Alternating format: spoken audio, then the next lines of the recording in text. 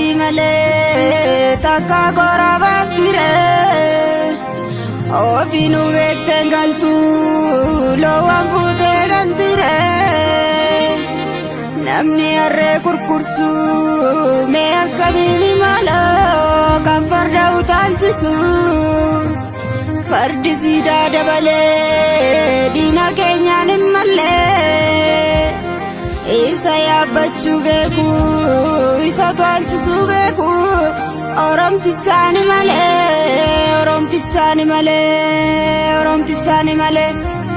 fonqolchirraa gabroonfata ijaarsi siidaa goota ajjeesi baasi gumaa goota qorsi mimmaan dhaloota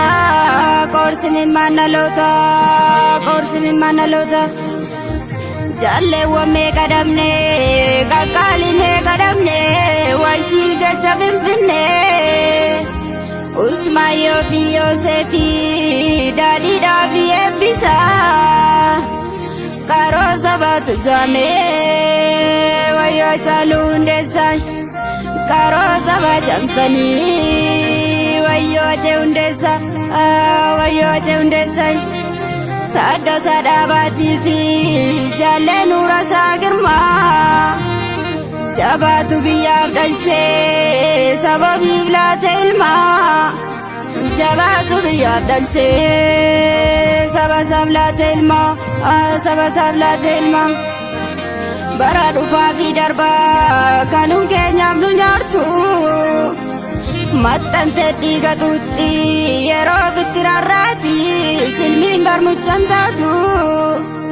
maxxantee dhiiga tuutti yeroo ofitti rarraati silmiin barmuchaan taatu addaan naannaan seetee adaamiin barsummiidha addaan naannaan seenee adaamiin barsummiidha kolfinaan fira seenee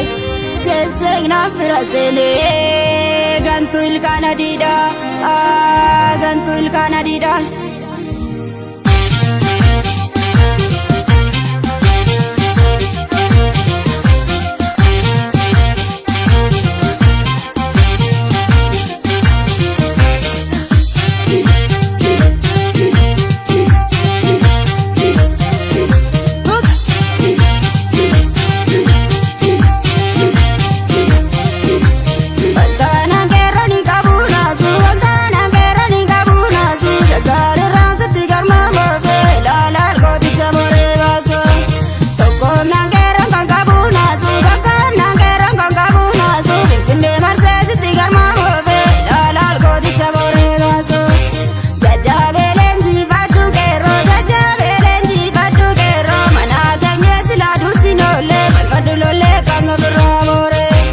Sorishaan